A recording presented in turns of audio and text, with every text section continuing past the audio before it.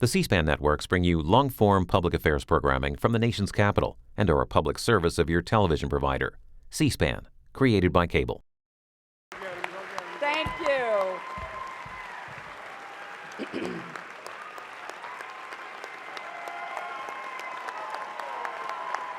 Thank you.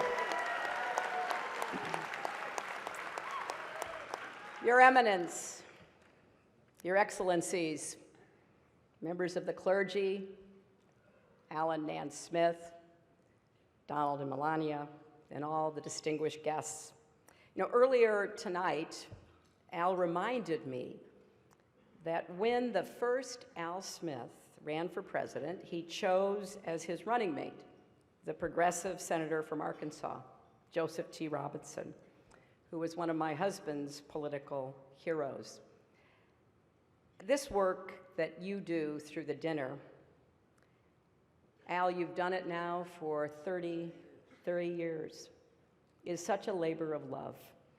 You've been a hero for both the children of the Archdiocese and for the city of New York. And I think we all owe Al Smith a great, great round of applause.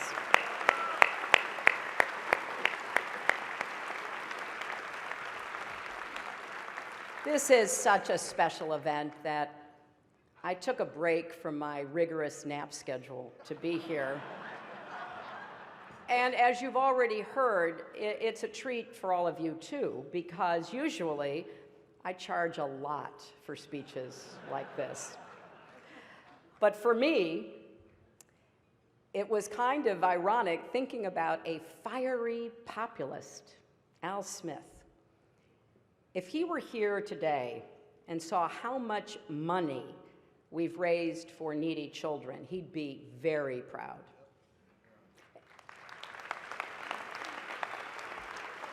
And if he saw this magnificent room full of plutocrats celebrating his legacy, he'd be very confused. It's a special honor to be here with Your Eminence. Now, I know, Your Eminence, you were criticized for inviting both Donald and me here tonight. And you responded by saying, if I only sat down with those who were saints, I'd be taking all my meals alone. Now, just to be clear, I think the Cardinal is saying I'm not eligible for sainthood. But getting through these 3 debates with Donald has to count as a miracle.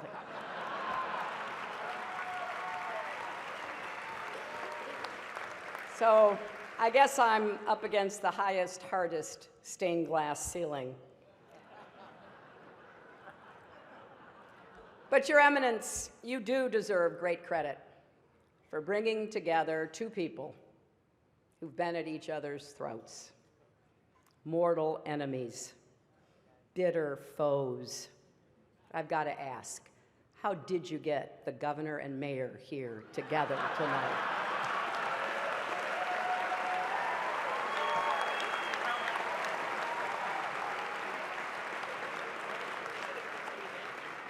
Now, I've got to say, there are a lot of friendly faces here in this room, people that I've been privileged to know and to work with. I just want to put you all in a basket of adorables. And you look so good in your tuxes, or as I refer to them, formal pantsuits. And because this is a friendly dinner for such a great cause, Donald, if at any time you don't like what I'm saying, feel free to stand up and shout wrong while I'm talking. Come to think of it, it's amazing I'm up here after Donald. I didn't think he'd be okay with a peaceful transition of power.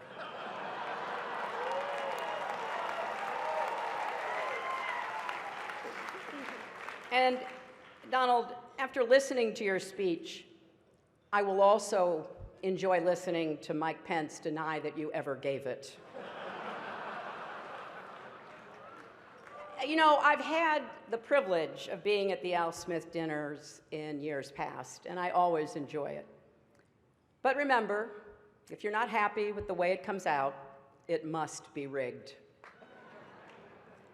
And it's always a special treat for me to be back in New York, a city that I love and which I think truly embodies the best of America.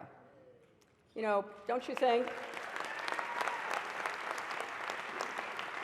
People look at the Statue of Liberty and they see a proud symbol of our history as a nation of immigrants, a beacon of hope for people around the world. Donald looks at the Statue of Liberty and sees a 4. Maybe a 5 if she loses the torch and tablet and changes her hair.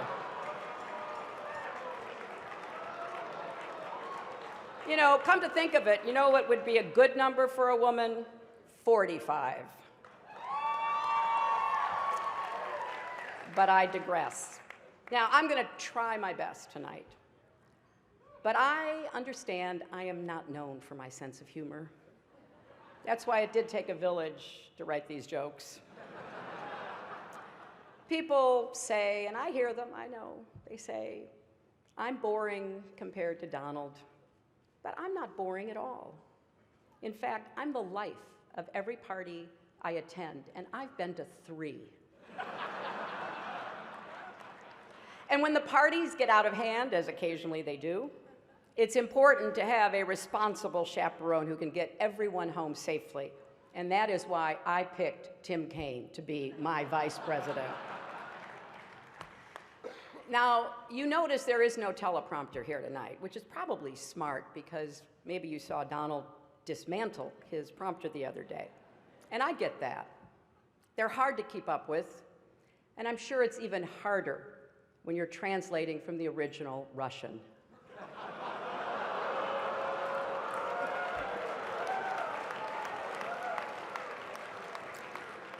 But every year, this dinner brings together a collection of sensible, committed, mainstream Republicans, or as we now like to call them, Hillary supporters. Now, some of my critics, and I hear that too, yeah, they think I only say what people want to hear. Well, tonight that is true.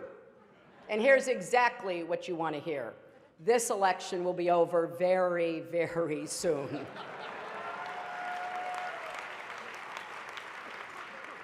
And look at this dais. We got Charlie Rose and Maria Bartiromo and Chris Matthews and Gayle King and Norah O'Donnell and Katie Couric. This counts as a press conference, right?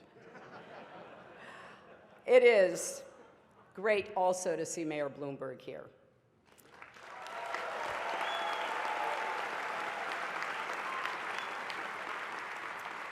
It's a shame he's not speaking tonight. I'm curious to hear what a billionaire has to say.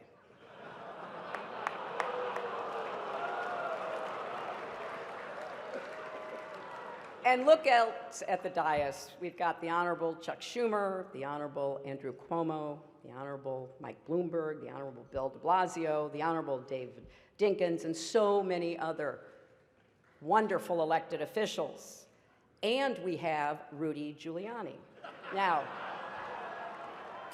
many don't know this, but Rudy actually got his start as a prosecutor, going after wealthy New Yorkers who avoided paying taxes. But as the saying goes, if you can't beat him, go on Fox News and call him a genius. So as I've said, we've now had our third and thankfully final debate. Sharing a stage with Donald Trump is like, well, nothing really comes to mind. There is nothing like sharing a stage with Donald Trump. Donald wanted me drug tested before last night's debate. And look, I gotta tell you, I am so flattered that Donald thought I used some sort of performance enhancer. Now, actually, I did. It's called preparation.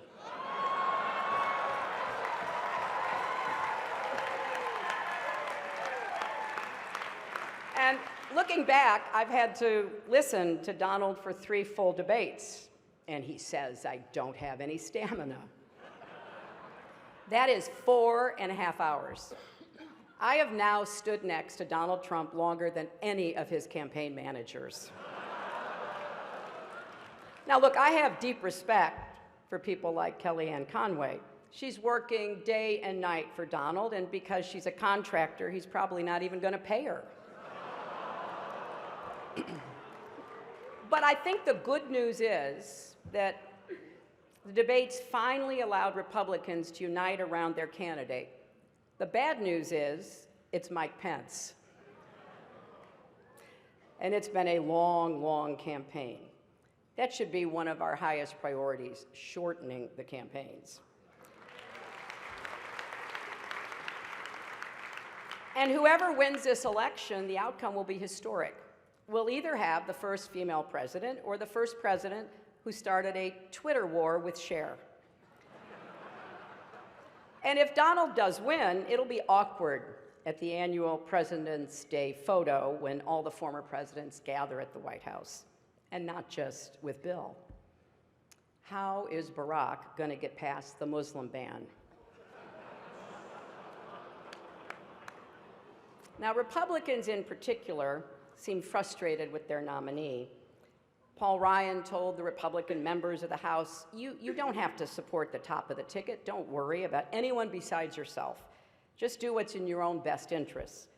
So I guess Donald really has unified his party around his core philosophy.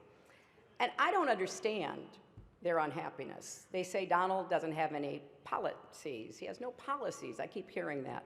I'd actually like to defend him on this. Donald has issues, serious issues, really, really serious issues.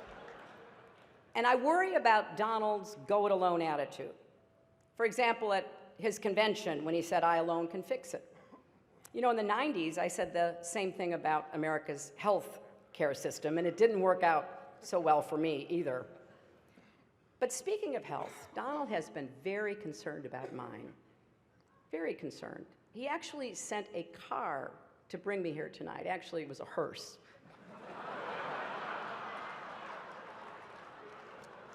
But I kind of want to just put the information out there so everybody can draw their own conclusions and you can judge our relative health. We've each released our medical records. My blood pressure is 100/70. His is unbelievably great. My cholesterol is 189. His is presidential. My heart rate is 72 beats per minute. His is the most beats ever, or the least beats ever, whichever sounds best. But Donald really is as healthy as a horse. You know, the one Vladimir Putin rides around on.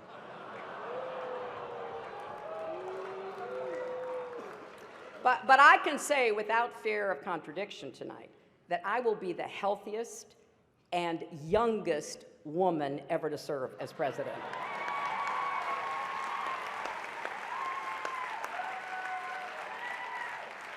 But this has really been a strange campaign. You saw it last night, you saw it again tonight. Donald has attacked me for a life in public service, and I didn't get that at first. I kind of get it now. As he told Howard Stern, he doesn't like it when women have been around for more than 35 years. But Donald, we have so much more in common than actually you may realize. For example, I've tried to inspire young people by showing them that with resilience and hard work, anything is possible, and you're doing the same. A third-grade teacher told me that one of her students refused to turn in his homework because it was under audit. And here's another similarity. The Republican National Committee isn't spending a dime to help either one of us. So tonight, let's embrace the spirit of the evening. Let's come together, remember what unites us, and just rip on Ted Cruz.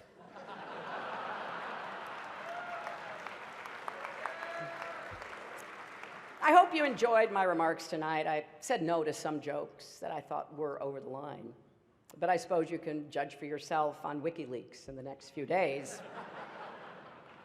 Donald will tell us after the benediction whether he accepts that this dinner is over. He has to wait and see. But there's nothing funny about the stakes in this election. In the end, what makes this dinner important are not the jokes we tell, but the legacy that we carry forward. It is often easy to forget how far this country has come. And there are a lot of people in this room tonight who themselves, or their parents or grandparents, came here as immigrants, made a life for yourselves, took advantage of the American dream and the greatest system that has ever been created in the history of the world to unleash the individual talents, energy, and ambition of everyone willing to work hard. And when I think about what Al Smith went through, it's important to just reflect how groundbreaking it was for him, a Catholic, to be my party's nominee for president. Don't forget, school boards sent home letters with children saying that if Al Smith is elected president, you will not be allowed to have or read a Bible. Voters were told that he would annul Protestant marriages. And I saw a story recently that said people even claimed the Holland Tunnel was a secret passageway to connect Rome and America to help the Pope rule our country. Those appeals to fear and division, can cause us to treat each other as the other. Rhetoric like that makes it harder for us to see each other, to respect each other, to listen to each other, and certainly a lot harder to love our neighbor as ourselves. I believe how we treat others is the highest expression of faith and of service. Now, I'm not Catholic, I'm a Methodist, but one of the things that we share is the belief that in order to achieve salvation, we need both faith and good works. And you certainly don't need to be Catholic to be inspired by the humility and heart of the Holy Father, Pope Francis, or to embrace his message.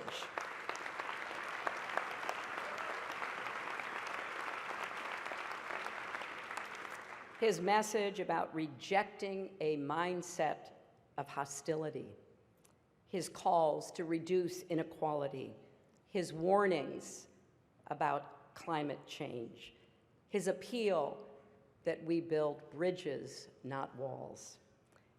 Now, as you may know, my running mate, Tim, is Catholic and went to Jesuit schools, and one of the things he and I have talked about is this idea from the Jesuits of the Magus, the more, the better. Well, we need to get better at finding ways to disagree on matters of policy while agreeing on questions of decency and civility. How we talk to each other, treat each other, respect each other. So I've taken this concept of Magus to heart in this campaign as best as one can in the daily heat, the back and forth of a presidential campaign, to ask how we can do more for each other and better for each other. Because I believe that for each of us, our greatest monument on this earth won't be what we build, but the lives we touch. And that is ultimately what this dinner is all about. And it's why it's been such a great honor to join you all again. Thank you.